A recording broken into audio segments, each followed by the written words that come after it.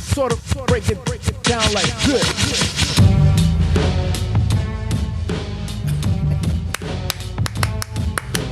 Gang Hang. Good morning, everyone. It's the THN Gang Hang. We do it on Saturdays from 11 Central Time to about noonish. Where we get on our Discord and we talk. We rap. It's like our sewing circle for nerds. It's a good time. My name's Matt Baum. Across from me, Mr. Joe Patrick is here, and we have some friends with us. What are we rapping about today, gang? It's almost Halloween. We heard that we're getting 10 new Spawn titles next year, which is the biggest news I saw this week. We don't need to. I just want to. I feel like it's always a momentous occasion when Harvey Locust can join us. Harv showed up on time. Harv was early, as a matter of fact. He beat me. Well, it's not about being on time. It's just that normally he's not here. No, I agree. But I'm just saying, he beat me this week. Yeah, well. Hey guys, yeah, usually I don't get to make it, but today's a special occasion. Oh, hey, all right. Happy to have you, bud.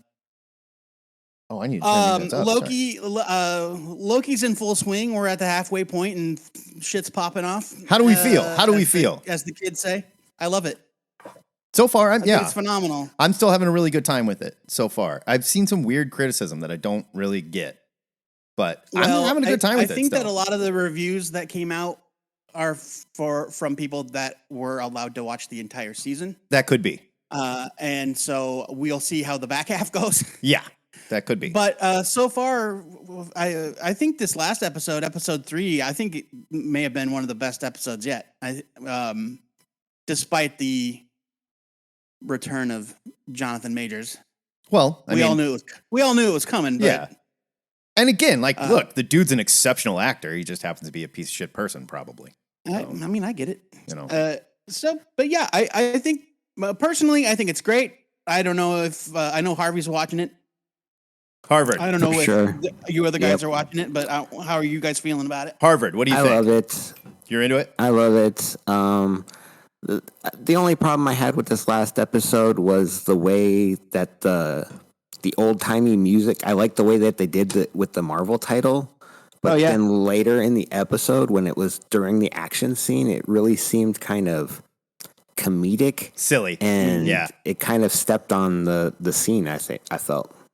You know, I honestly didn't even notice that, but that's a good point. It was kind of Keystone Cops, definitely. I normally rewatch the Disney Plus shows, so I'll have to watch out for that. The old timey Marvel Studios fanfare at the beginning was a perfection. I loved it. Very well done. Are we watching Gen V? Are you guys watching this? Because I'm fully caught up, and that show is excellent.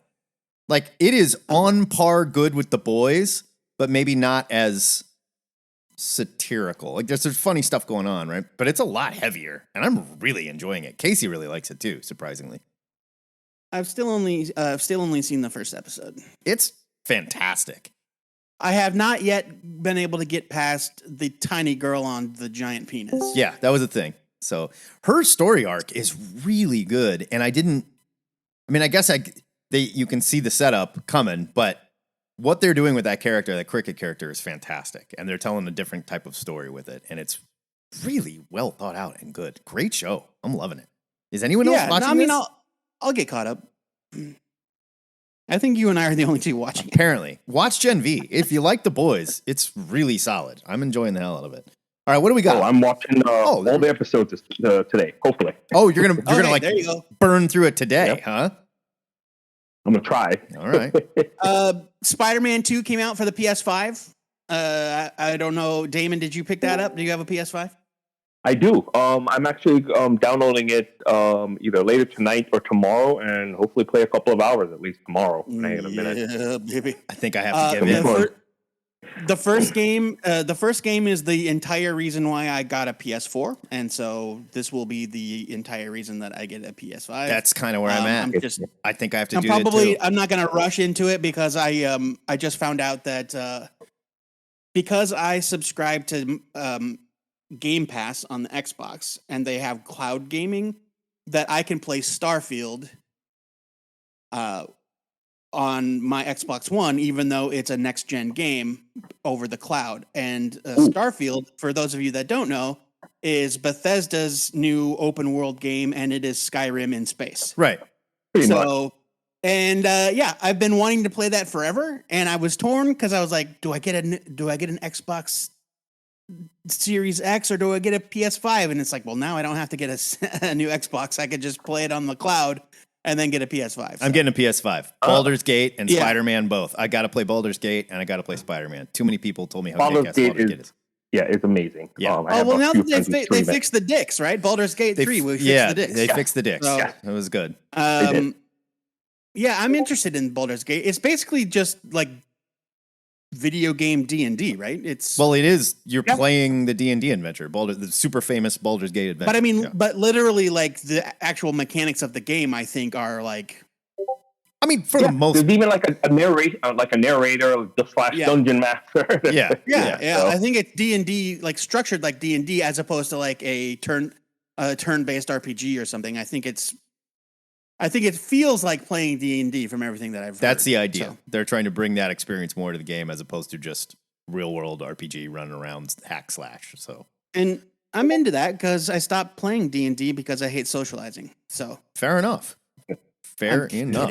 That's not why I stopped playing D&D. But the new Spider-Man game, I need it. And now they've got the PlayStation or the PS5 Slim that's coming out. Because that was one of the things. Like I went to look and go, maybe I should get a PS5. It's not that big. And I picked up the box and was like, Jesus Christ, this thing is massive. You know, I will say this: it actually incorporates this little stand-up feature. Like, you know, you don't have to like put it on the side. It doesn't take up that much room compared to the PS4. In fact, it might be even slightly smaller.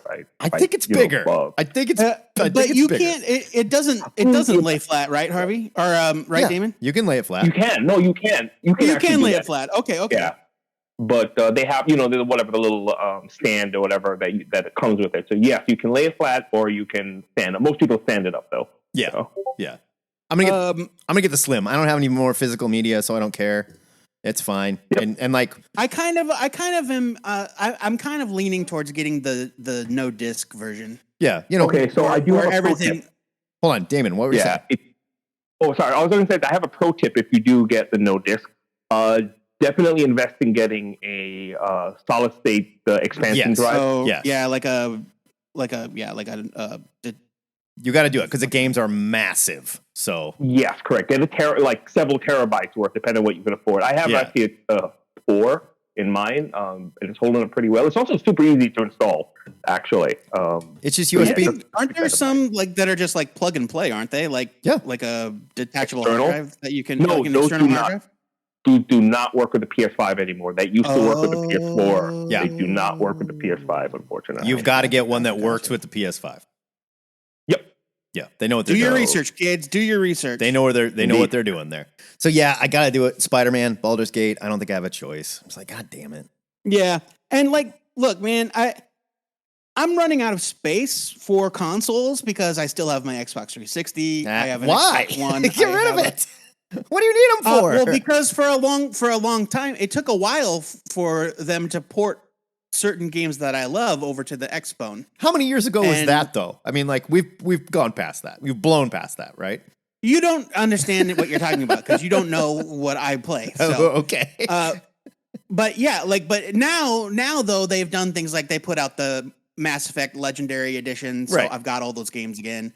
I'm just kind of running out of just like physical room in my gaming space. So, but I do need a hefty hard drive because I download most of my games. I slash and burn. When we upgrade the old one, give it a kiss, put it out on the curb, free to a good home. Some kid drives by and picks it up. I hate letting, if it's backwards compatible, great. If not, I'm not letting go because there are games I just love to revisit. So. Whatever.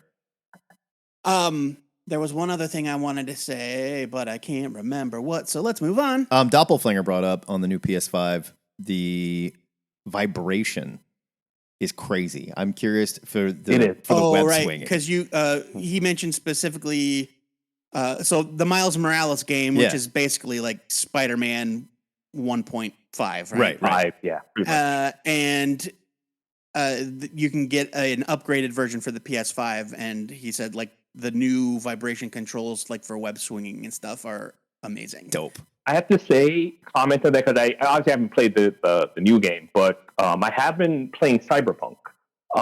Did they fix that finally?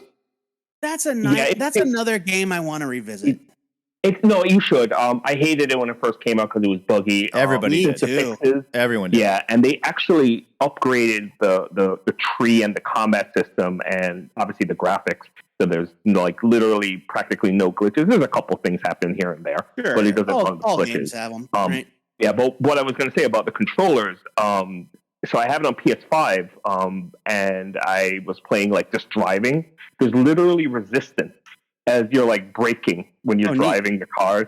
And yeah, and you can feel it like if you're going uphill. So there's like the little intricacies. That's So I cool. can only imagine what it feels like playing Spider-Man. That's cool. Yeah. Yeah. God damn The it, one guys. thing that I need to be sure to remember to do, Insomniac decided it would be a great idea if they made their new Spider-Man game more realistic by adding fall damage, which means no more jumping from the top of Avengers Tower and landing on your feet.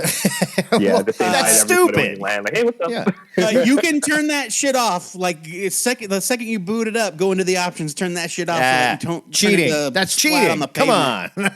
on. Not cheating. The first game didn't have Swing it. around. Come on. No, I don't want to die when I hit the ground. I'm Spider-Man. That's I'm better than that. Spider-Man would no die. craters even, no nothing. All when you right. land. Let's pose this question to the group. If Spider-Man jumps off Avengers Tower, does not swing, and just lands on his Okay, feet come on. in the street, You know that's. Is you he know okay? That he would die. yeah, That's a he would ridiculous die. thing to ask. Yes, he would die. But when I'm playing the game, I am Spider-Man, professional superhero, and I know how to stop myself. From what happens hitting if the ground at Wolverine jumps Mach off? 5. Let's say Wolverine jumps off the top of Avengers Tower. Does he hit the ground and like all his guts and blood just like fly off his body and his skeleton lays there? Everything in him that's not made out of metal turns into goo. Right? Yes. I mean, he'll be okay eventually, but Yeah. he'll be bad. He'll congeal. Yeah, but it's gonna be Exactly. it's gonna be like a Yeah, no, Cronenbergian mess for a while there. His, So. his flesh suit would pancake, but his body would be like a dart, like a lawn dart. That's Like what a I'm skeleton picturing. is a lawn Yeah, dart. Like his it would skeleton, be- like- it would And be then his- sticking through the ground. Right, he's He should embedded not in the be able to survive concrete, that. right? He really shouldn't. But you No, know, there's because it a shears all his organs, and yeah, no, that would. yeah. Yeah. There is a just to kind of circle it back to comics a little bit. Not that I'm trying to change the subject, but one of the first comics Let's- I ever let's read change the was subject. an early appearance of Ambush Bug in DC Comics Presents number something or other. And Ambush Bug jumps on the back of Superman and grabs his cape just as Superman is about to travel to the Legion of Superheroes future. You made me read this for something. Yes, I did. Yeah. And so he accidentally drags Ambush Bug to the future. Right. And the regular Legion is gone on a mission or whatever. And so Superman and the Legion of Substitute Heroes spend the entire issue trying to keep Ambush Bug from discovering the Superman Museum, which is full of damning details about Clark Kent's personal life. Sure. And it's hilarious and wonderful, but part of it is that Stone Boy, whose entire power is, turns to stone. Oh, I thought he smoked Like weed. not movable stone, Oh, okay. just stone. So he's not just like high. High all the time. He jumps. He like makes a jump to grab Ambush Bug. Ambush Bug teleports away, and Stone Boy falls off a building. And the only way to survive is that he turns to stone right before he hits the pavement. And so the issue ends with them trying to figure out how to get his petrified body out of the ground without like vibrating it to pieces, like with a jackhammer. Can't pull it out. His head will snap off. It's really like God. strangely grim and funny, but Yikes. like I don't want that. I don't need that in my Spider-Man game. I don't need to. I don't need to break that suspension of disbelief. I'm Spider-Man. I don't get hurt. I want to see the death screen be like a Daily Bugle thing where it's just like Spider Pancake on the front of the Daily Bugle yes. death screen. That was one of my favorite parts of the old Tomb Raiders, though, was when you would just make Laura like very gracefully swan dive off a cliff onto a rock. You know, and she just crumple like, oh god. The new Tomb Raider games, the kind of rebooted series that they did, takes almost perverse glee in the Lara Croft death animations. Like whenever she's intense. Yeah. Impaled on a sharp branch, mauled by an animal, whatever. It's very grisly, like Jesus. Yeah. Yeah, no, it's bad. All right. Let's talk about something. Let's talk about comics. Let's talk about movies. What are you guys reading? What are you enjoying? What are you watching? What are you pissed about? Did you see Loki this week? We were just talking about Loki. We were talking about it. We didn't get into it all that much. Let's talk about it. Yeah. So I thought it was I'll see how the season comes out, but so far the season has been actually a hell of a lot of fun, to say the least. Yeah, the Miss Minutes thing was kind of holy shit, kind of creepy, but I loved it. Yeah, you could kind of see that was where the episode was. They've been hinting at this for a while too. Like there's something going on. Like, with that character. She wants to be a real girl. Yeah, it's like, and I love that. Like, Miss Minutes is the okay, guys. Spoilers for Loki. Oh boy. Yeah. Okay. Ms. Minutes is the villain, which I didn't really see coming. But I didn't necessarily see it coming, but they were alluding there's something going on with. I thought that like she's working for the villain, but I think she is the villain. Oh yeah. Well, I wouldn't go that far. He Who Remains is dead. Well, yeah. But here's the thing, though, and I don't know. I'm beginning to realize a few things that watching enough episodes of Doctor Who, I can almost feel like I can see where this is going. I mean, I'm sure there's gonna be a couple of other things, but my guess is that this whole safeguard with like her going back in time, dropping off the TVA handbook to a very young Victor Timely in the 18 whatever it is. No way someone with a name like that grows up to be a bad guy, by the way. If your name is Victor Timely, you're definitely not a bad guy. Oh, yeah, of course not. Yeah, no, you're just some guy. I kind of love that he was just a con man. He was not necessarily evil. He's just a con man. Right. Correct. But my guess is, though, that this is a, what's that movie? 12 Monkeys situation. Okay. Actually. Okay. I haven't seen 12 Monkeys since I was in college, so you're going to have to clarify. Oh, so basically, and this is a huge spoiler for like a 30-year-old movie. Basically, in the very beginning of the series, I forgot the name of Bruce Willis, who was the main character, but basically, you see like like a black and white montage. Something's happened. You see like a kid watching this guy get shot. Yeah. With like a mustache or whatever. And then later on, of course, the whole time traveling shenanigans, yada yada yada. They send back to help him. He's supposed to stop the apocalypse. And then something happens. He basically falls in love with this girl or whatever, and he comes out. He has to go in disguise because apparently they're trying to run away together. Right. But the main bad guy who created like this biological warfare, whatever, that was pretty much what called the apocalypse. He's supposed to stop him. It ends up happening anyway. As he's going at the end, though, you see like some cops or something like either stop him or whatever, and then he's like trying to run away, and they shoot him. And then you see it like there's this kid who's watching it, and he kept on having these visions, and he's like, "Oh, that was," and it turns out the kid was him. So he watches own death. Yes, right. Which they kind of did something similar in Looper too. No, I was just thinking in Ryan Johnson's Looper. They send who's a hot young black actor. I can't think of any names, but they send a young kid, a young actor back in time with a prosthetic jaw and weird hair implants back in time and pretend to be the young Jonathan Majors. Yeah, well, no, actually what I'm getting at, though, is that I believe Victor Timely at this moment, and I don't know, basically how it would end would still be basically letting them go at the end. They probably going to regret that, because my guess is that everything that's happening now has happened before. Yes. In the sense that 100%. Basically where we see like, He Who Remains at the end of last season. That's the end game of Victor Timely.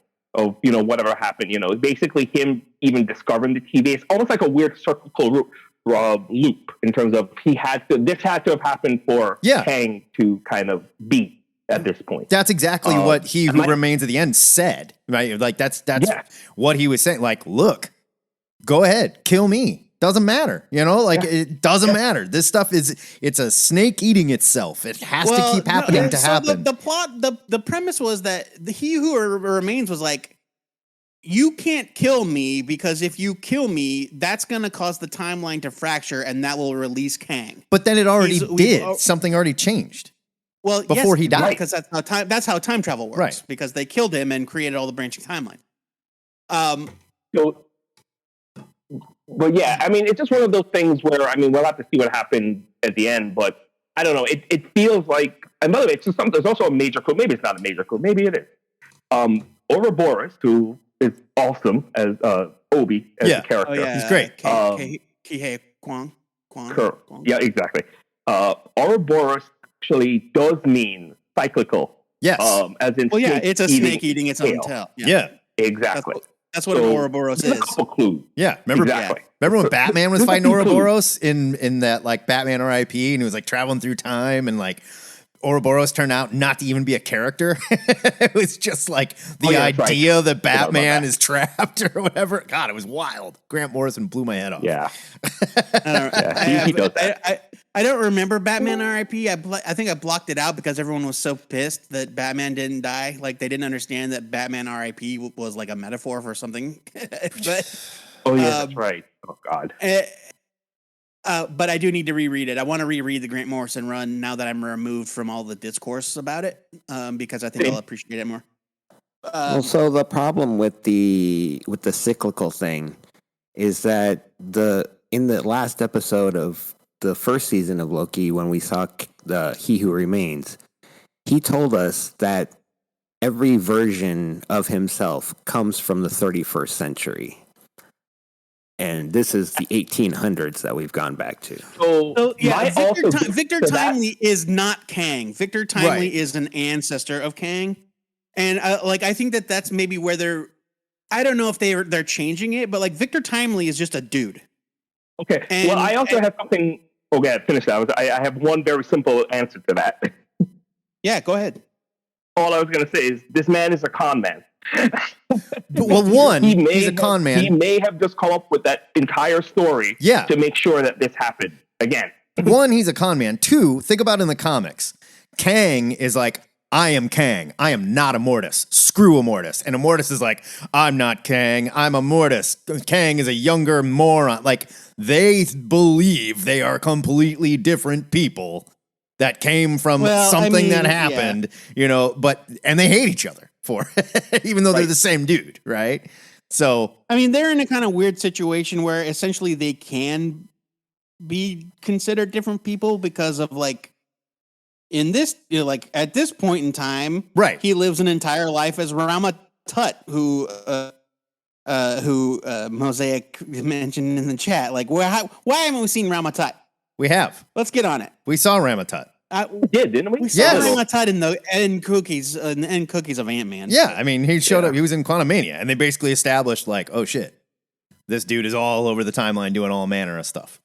So we also have that they're trying to get Kang or Victor Timely because he is Kang, because he has the same aura as He Who Remains, who created the thing. Right. He can unlock the blast doors or whatever, because he's related or a variant. Yeah, he's probably just an ancestor, right?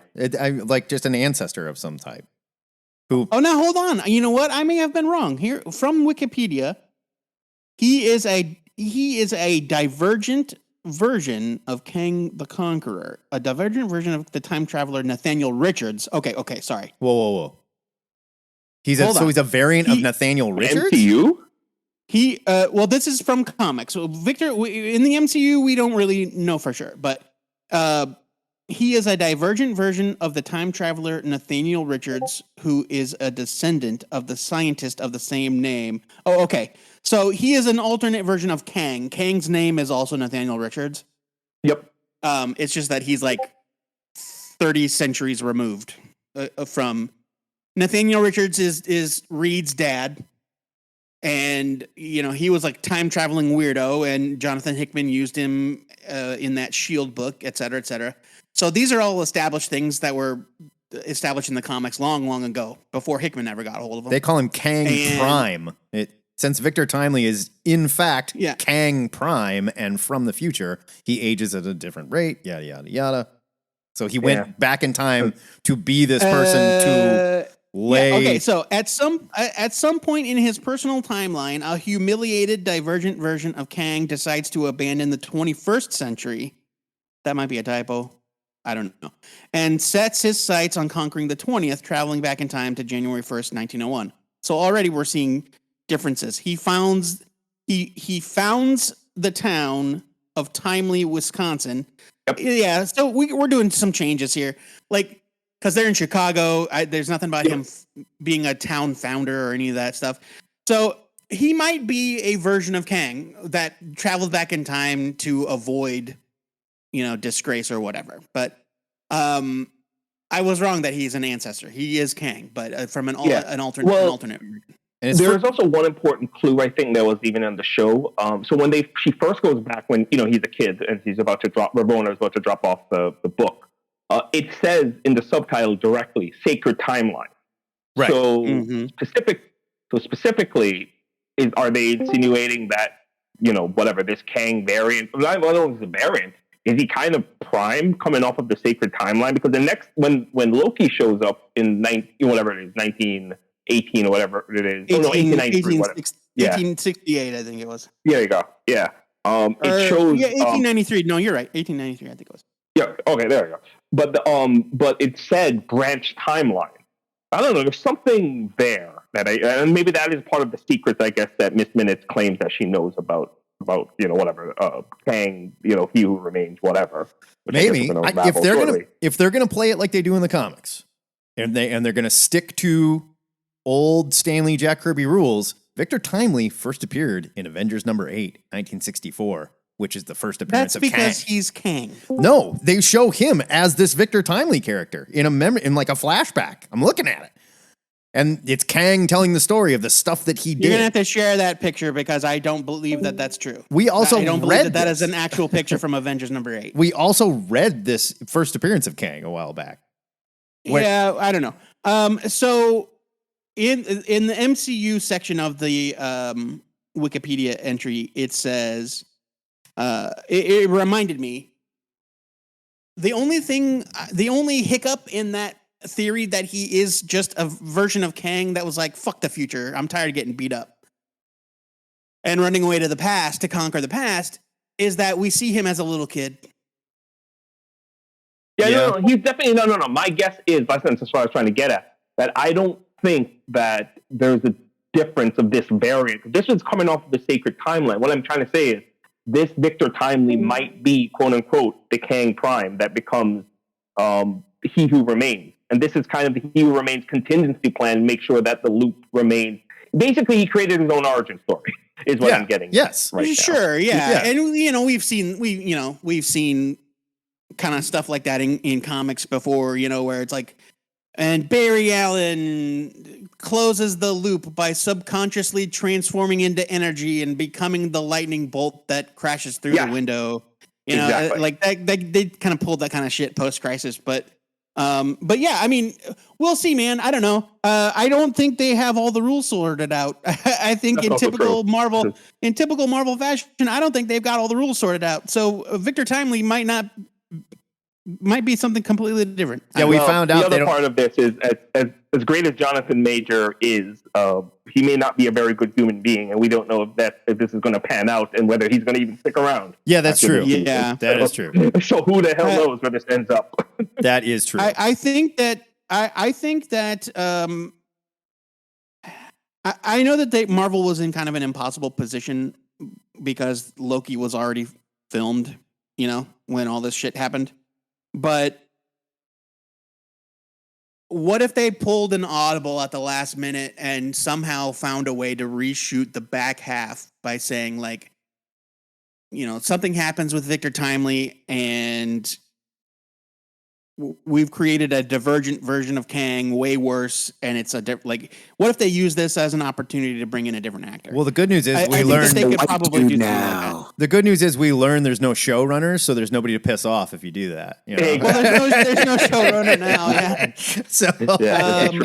it's nobody upset. Just do it. Who cares? He comes back Yeah, and he's white guy. Oh, Jesus. Oh no. Yeah. Yeah, The I one mean, thing the one thing I hope doesn't happen is that I've seen a bunch of a speculation online that they must be letting Jonathan Majors play Reed Richards because Kang is a descendant of Reed Richards, which is No. or descendant of No. That's definitely not which happening. I like. No, No. just don't do that. Just don't. Yeah, that's definitely not happening. No. That's Although when you're That makes talking no about sense. 1,000, yeah, I know. When you're talking about 1,000 years in the future, like everybody on Earth, like our descendants might be purple for all we know by the time we get there. You know, like they're not going to look the same as us. Correct. Actually, I was going to say, I know you are a big proponent of this show, but if they do recast, I don't know if you heard, but that Wonder Man show has been nixed. Abdul Mateen is free. Yep, exactly. So I don't know. We'll have Yeah. to see. I think they're changing a whole bunch of stuff. When we got this story about like how they're introducing the idea of showrunners and stuff, and they weren't doing that before, I think How crazy is that? we are switching gears, I and they're can- like, we got They to be were a treating them like 6-hour movies. yeah. I think which they're it finally was- saying we got to be a TV studio too. We need to be we need to think of things differently. Get Jeff Loeb on the phone, tell him Inhuman season 2 is go. Let's do this. You know. Well, with, with Avengers showrunners, no- you have a way to have, head up meetings between everybody, because this was the biggest problem with Multiverse of Madness, is that they didn't get to watch WandaVision before they started writing this. Yeah. Yeah. Yeah, that's Okay. unacceptable, quite frankly. So here's just some final clarification on Victor Timely. He does not appear in Avengers number 8. Matt Bond. not We were in there. not looking at it. No, I'm looking at this. This is I just put a He first appears in Avengers Annual 21, Yeah. July 1992. So he's way newer as a concept than I thought. I just dropped it in the chat, but it looked like an Yeah, old that's timey gotta be picture. from That's Avengers it. Annual. Yeah. Yeah, but and even though as Todd mentioned in the chat, Ramatut technical first appearance is in Fantastic Four 19, but Avengers 8 does have a panel of Kang as a pharaoh. Yeah. They just don't name him. He's like, at one point in my journey, I posed as this in ancient Egypt, blah, blah, blah. They were sort of making the comics the way that they're making the TV shows now back then, where it's just like they're Yes. just throwing shit out willy-nilly, and then somebody like, we should make a show about that. I'm like, great, don't talk to anyone about it. Just go make your show, come back with the final product, and we'll put it out. Right. But yeah, and I also agree with Todd, is like, they've done this once. They pulled a Don Cheadle on us. They pulled the Mark Ruffalo on us. Just fucking do it. Just do it. Well, if there good is a point. problem, do it. If there's not a problem, then just shut up and let's. I don't need a March forward. story reason for why Jonathan Majors is no longer Kang. Just make it a different guy. No. So I just thought of this in 5 minutes. Literally, if it does turn out that, Victor Timely does realize, maybe he's the one who breaks his own loop and he's like, I don't want to be this person anymore, does something really weird, and all of a sudden he changes. Don't have to even go too far into it. He's like, oh, but yeah, whatever. I mean, honestly, It's anything. hi guys. Hi, Frank. hi, Frank. Hi. Honestly, you had like 5 different people playing Loki at one point. Yeah. Yes. So Right. Why not? Yeah, Doesn't- exactly. Doesn't have to be the same actor. It really doesn't. We No. got two different Boulders, or not Boulder, Fandral. We got two different Fandrils. Solid Who gives a picture, though. shit? And Yeah. again, Yeah, and I don't mean to keep going back to this, but like, if we are going to be switching to a Marvel TV studios and we're bringing in showrunners and we're going to think about this differently, this is the perfect time to upend everything. So who cares? Yeah. Flip the table, upend it, do something different, and bring someone in with some real vision who's going to go, all right, this is going to go here, and this is going to go here, and this is going to go here. And it doesn't all have to be interconnected. We don't have to do it full on the way the first 10 years they did, but you got to connect some of it. If Kang is going to be this big thing, and he's going to be a threat, you got to connect some of it. And maybe this isn't the guy to do it with, if he turns out to be the person that it seems he is. I know they're I in think court. we're too far gone. I think Yeah. we're too far gone at that point. Pull the ripcord, get it done. They are in court with his case still. I don't know what they're in court doing because it's not like you're going to come out of, even if they find him innocent. I don't think he comes out of this and where everyone's like, "Yay, he's all right. We're sorry, we were mad at you, Jonathan. We love you." Already Like, tainted. It's just Yeah. It's like no. Yeah. I mean, even outside of the allegations, there are some really dark stories about how he treated colleagues, like coming up. So, yeah, Right. cool. Even if he's not a criminally abusive piece of shit, he's still an abusive piece of shit. Yeah. Like Yeah, there was that shit way. about him on the Creed 3 and everything and how he carried himself and how those guys don't talk to each other now. And it's like, ugh. All right. So speaking of pulling the ripcord, I want to real quick. I don't know if he's still with us in the chat. I don't think he is. Joe Reynolds popped in for a moment and said, "Oh man, I can't join in, but I did find these comic book treasures, and they're a bunch of weird old, like DC, the Exquisite Corpse. I don't even know what that is. Exquisite Corpse. A Was that- comic book adaptation of the Tom Hanks movie Big." Ooh. And a comic book adaptation of The Adventures of Ford Fairlane, starring Andrew Dice Clay, published by DC Comics in the 1990s. Written by exists. Gerard Jones. Oh, well. Oh, Yeah. yeah. But Paul Chadwick did that big cover, which is pretty amazing. It's cool stuff. So I mean, cool. fun, weird finds. Like, yeah, like Andrew Dice Clay. Like, DC was like, yeah, we'll put out a comic book version of this weird movie he's in. It's like, why? What, to what end? Exquisite Yeah. Corpse, Right, there was some weird comics 1990. around that time. Story by Jerry Proser and art by Arnold and Jacob Pander. Man, I can barely find anything about this. The Pander Bros. I they believe are this known was a quantity. Vertigo They've done a bunch thing. of Grendel stuff. Yeah, this is a Vertigo thing. It didn't have right? it doesn't have the Vertigo logo on it. Oh It no, just has the it was DC Dark bullet- Horse. That's bullet on why. it. This isn't DC, it's Dark Horse. Put that out. The Adventures of Ford Fairlane comic in this picture is from DC Comics. Exquisite Corpse, which I am talking about, is a Oh, Dark sorry. Horse. I comic. didn't realize Yeah. you were talking about a different comic. Yeah. Because I remember seeing that cover and I was like, what was it? Was that Dave McKean? But it is not. It's just weird old stuff. What can you do? Yeah. Speaking of But, weird like, old DC fun. comics. I love those weird ass artifacts from the 90s, like old, like bizarre Paradox Press comics and like these imprints of DC or Marvel that just no longer exist, you know, where they put out like, you know, the oft joked about Adventures of Steel Grip Starkey that Matt I constantly loved it. mentions on the podcast. I loved it. It was an epic book. It was an epic know that comic thing. about a guy with He was a super construction worker it that was had this essentially a magical multi-purpose toolbox. It was a except well, no, it was a mechanical. tool. It was a multi-purpose like hand tool Yeah, it was like that a- could transform like a and do miracle- whatever he miracle needed tool. to do. It was kick ass. Yeah. It was great. God damn. Yeah, man, Conquerors of the Barren Earth from DC. That was a thing. I remember reading. There were backup stories of that in Warlord back in the early '80s before they got their own series. And it was the first time I ever saw the infamous two-bladed sword, later made famous by Shatterstar in the pages of X-Force. Who did it first? Rob Liefeld ripped that off No. too? Really? It wasn't the same. Like the blades were positioned differently, but Okay. I don't remember who did Conquerors of the Barren Earth. But No, I mean, who did the yeah, double-bladed but sword first? Did Liefeld actually do that first?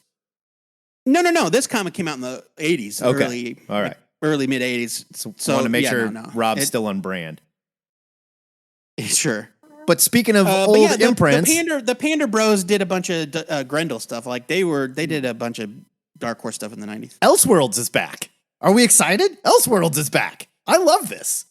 I love it. I loved Elseworlds back in the day. Or Gotham by Gaslight. Yes. Sure. I mean, I'm good. I love it. I'm excited in general, but I wasn't like super duper enthused by the first wave of offerings. Not that they won't be good. I'm just like, okay.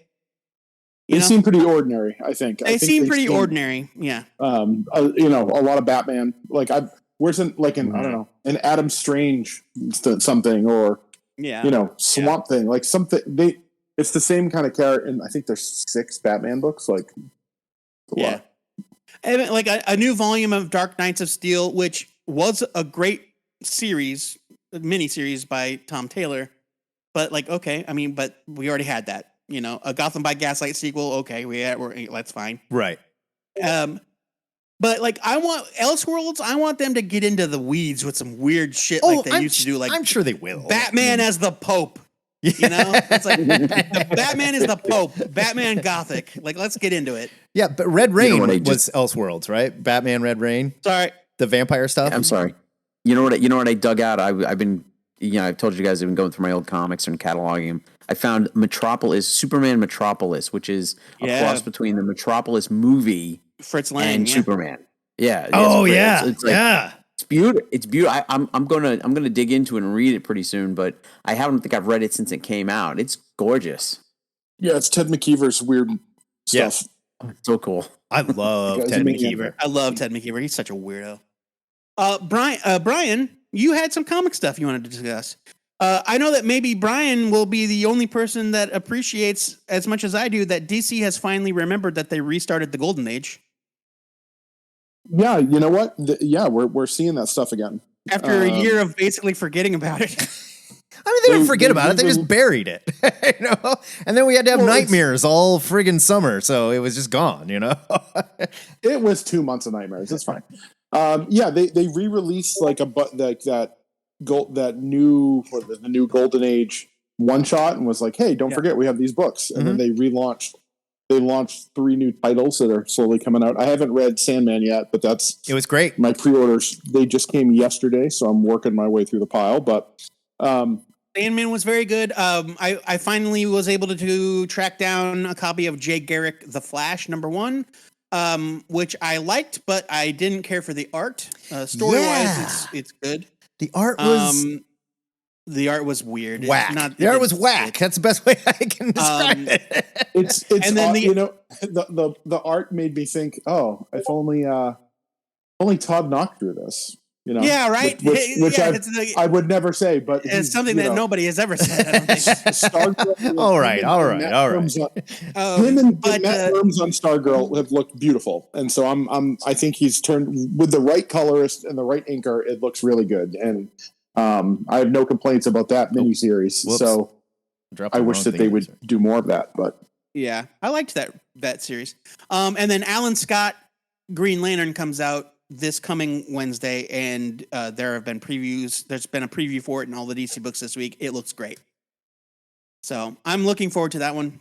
I'm super pumped that the new Golden Age is finally firing on all cylinders.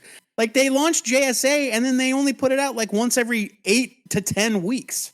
Yeah, I mean it's coming out when it's done. Unfortunately, right. You know, like they just canceled #9 for resolicit in January, so that's in the new solicitations that went out yesterday. So I also think it's behind, but it's a beautiful book. As much as we made fun of stuff, as much as we made fun of Bill Willingham and this whole "I'm going to take Fables" public domain, I think he gave us a little peek behind like comic production at DC currently and how they're like, just put it out, screw it. Doesn't matter if you're done with issue 2. Yeah, we need to get this out now. And then they're like, we'll put out the rest whenever. And it's been tough. I mean, Batman seems to be the only thing that comes out on time. I think we can expect that, and I don't know why it is. I don't know what he's so busy doing, but the Jeff Johns books are chronically late. Yeah. Yeah, and I don't think it's the artist, because Assad Ribic is not known for being a late artist. I mean the artists are doing. They've got not even fill-ins, but like specific artists doing specific story, plot point, like timeline things, and it's a real collaborative thing. But I don't know. It's a book that's not impacting anything else, so it comes out when it comes out. It doesn't really. Like, I pre-ordered it, and when it shows up in the box, it's there. Like. And they've got like, I don't miss it when it's not out, well, it's not when it's on. I'm like, whatever. Yeah, it's like, it's not like where's part 3 of this 8-part story because it's tied into all these other things. It's like it comes issue 4 is going to be 3 weeks late. Like, all right, let's okay. Well, they've got some very cool Tony Harris covers coming up, which I wish I could own all of them because they're beautiful. And DC has officially stated it is every 2 months you will get an issue of these JSA. Have they actually said it? Apparently. Wow. Okay. Yeah. Well, fair enough then. You know, if that's the idea, then great. So I just got the last issue of the Peacemaker Tries Hard miniseries, which is a blast. What a delight that book has been. It is a ton of fun, like Kyle Stark's kind of zany fun. It's got a lot of heart. And the Steve Pugh and Jordi Belair, like the two of them just make beautiful comics. And it's better than I thought it would be. I kind of thought it would be, I don't know, like just schlocky kind of stuff, but it's entertaining. And you've got this old man Red Bee, Taika Waititi as a black pirate. That's a good call. I like that. Bee. Yeah. Red Bee's awesome. Like he's so much fun in it. And there's something in every issue where I'm like, I can't believe they thought of that. And this is kind of my bigger thing to talk about, but in it, Becca Carey is the letterer, and she is pretty new in the scene, like in the last couple of years. And there's a couple panels in the end of the issue where there's a character that is completely like bandaged up, and they have like they're like their body's broken, so they've got like the casts like up past their face, and so when they talk, there are like bandages across the word balloon. And so it's all muffled. Like that's fun. Yeah. And then his friend's like, oh, he says that, you're overcooking those burgers. Like the friend with him translates, but it's such like an interesting visual, like storytelling thing with the lettering that I really just appreciated. That's great. She's worked on some things recently where it's like, oh, okay, I see she's very good. Like there's these subtle things. And on the flip side of that, there's a guy that gets a ton of work. He did The Flash #1. I have to look up his name again because I can never pronounce it correctly. But Hassan Osmani. Ilao. Yeah. His stuff is so busy. Like the lettering is like nobody has a normal word balloon. They all have like things. And I find it so distracting. And it's on the Poison Ivy book in particular. She's got her own little thing, and it kind of lilts, and it's green. And then they just like nobody has a normal word balloon. Like nobody just speaks in a normal thing. They all have like such personality. He does a thing, definitely. But it's not. It all starts to look like it just looks like a sloppy mess rather than like the subtlety of, oh, this guy has bandaged words balloons because he's in a cast. Like there's no. It's rather than highlighting the emphasis, it's like super distracting, and the captions are really complicated, and the word balloons are really complicated, and everything is like I don't think he's ever drawn a round word balloon. Everything's like jagged and like and it's like his thing. He's like, oh, look at this thing I did. I'm like, I hate it.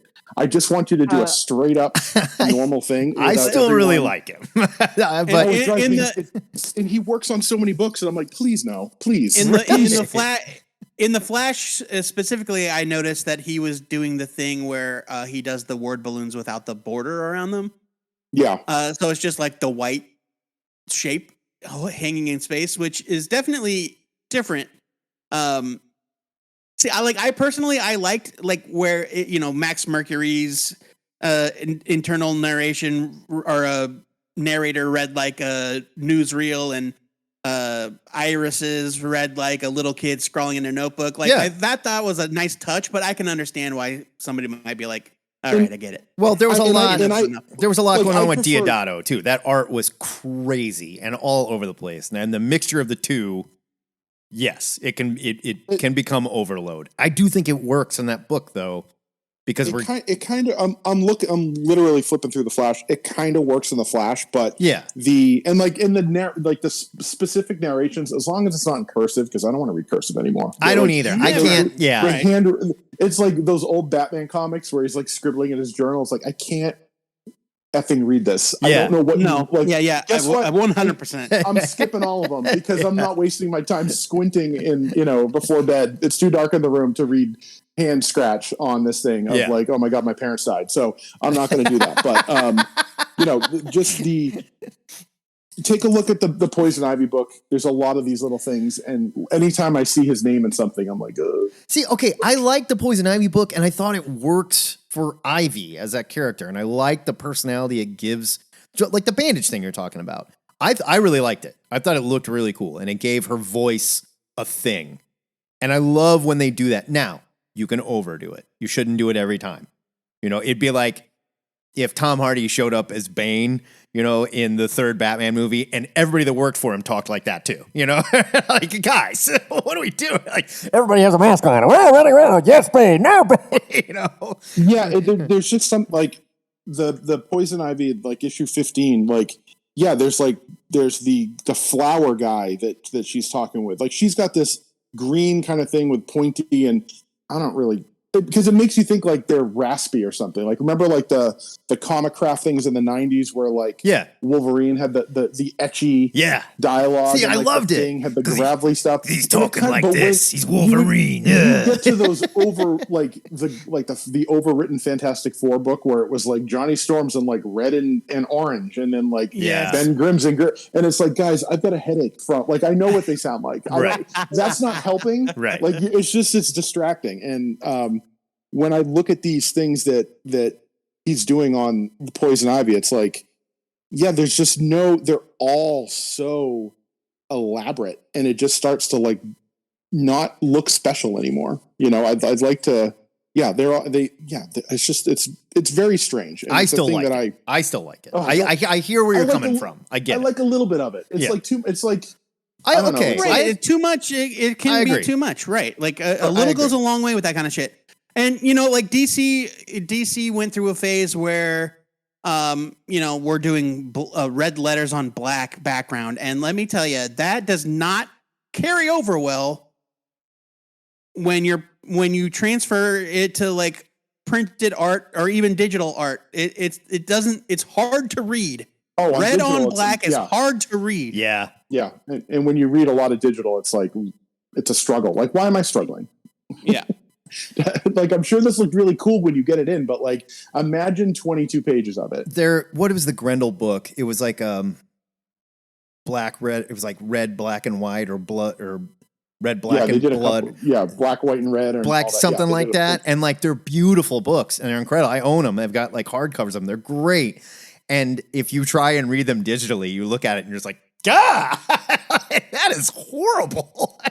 I can't even read this. What are we looking at? But, you know, not everything's going to jump off the page to the digital screen. There's just not much you could do about it. So we learned. Who knew there was going to come a time where floppies were just going to roll over and die, and we'd all be reading everything on our iPad, you know? Floppies, I got a pile of floppies. They're still here.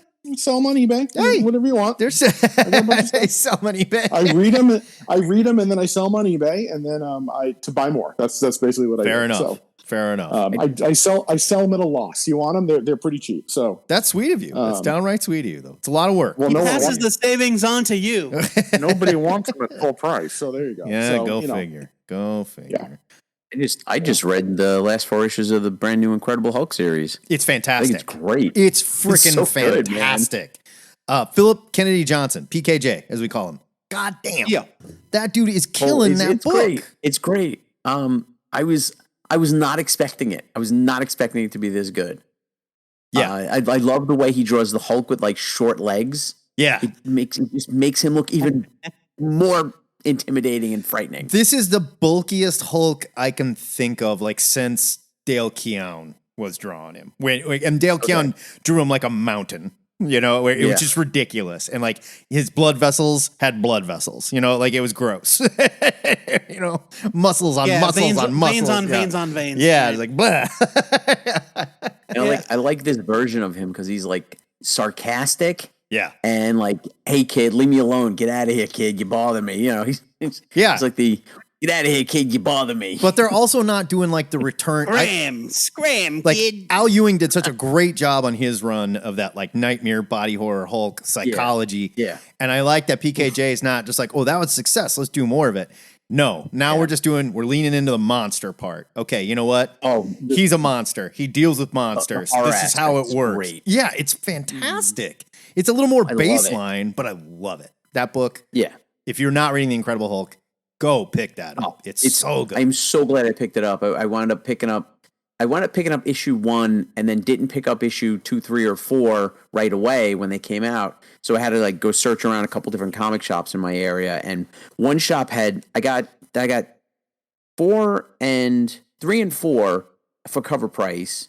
But then I went to go get cover issue 2, and they wanted like $15 for it. Why? Like, you know what? Why? No.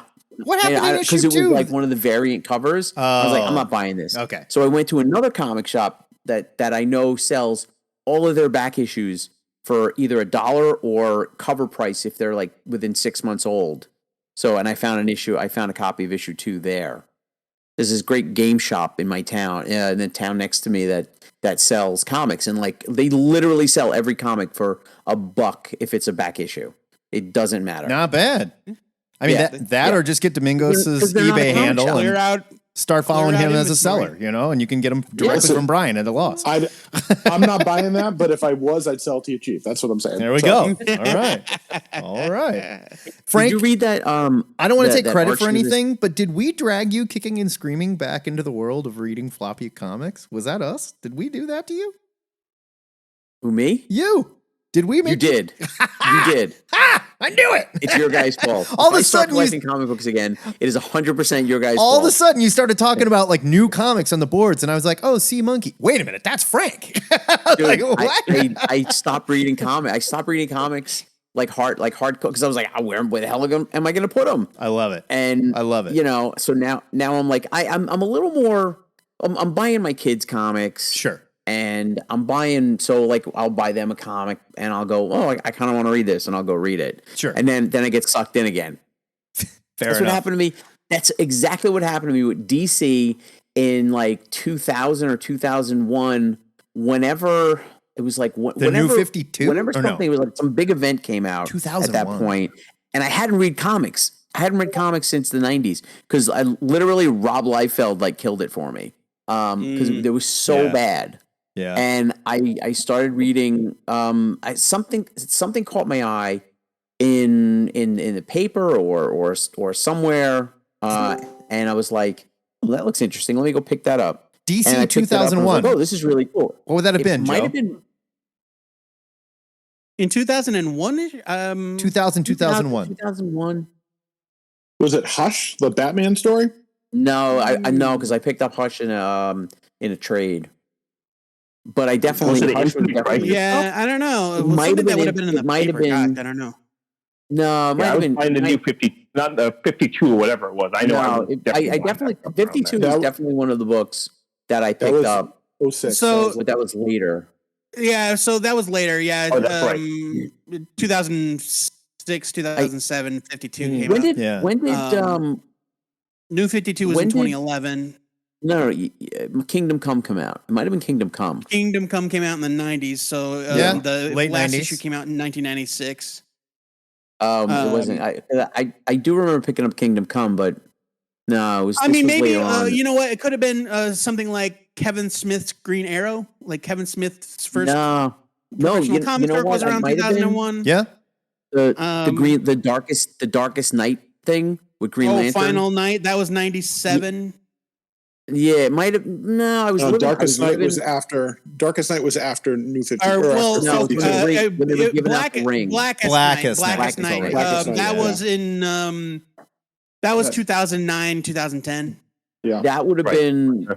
There was definitely somewhere around there, but maybe even before. That's where they were giving out the rings. Yeah, something. I'll have to go back and look. I'm sure I got books. But I mean, like we were. Did. Yeah. That was I don't know. I remember I kind of miss where comics would do something ridiculous that is so ridiculous that somebody in the mainstream media would be like, "Oh man, we should probably write a story about this." Like Superman's getting killed, or Batman's getting his back broken, or whatever. Or Death of Captain America, or what have you. And now it's like, well, now every comic that they put out is trying to one up the last one they put out. Sure. So sure. These things are no longer noteworthy. These things that happen.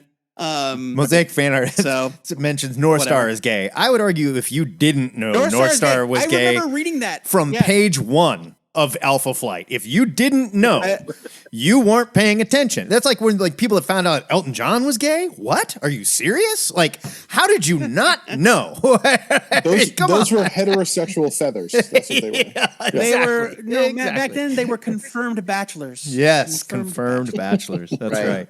Gentlemen, I got to peel. It was like I got to get out of here. Keep gang hanging. You don't have to stop. I just got to go. But this was great. Thank you so much. Loved talking to everybody. Missed you. Keep gang hanging. I'm going to peel out. We'll talk soon. Matt, nobody ever keeps gang hanging.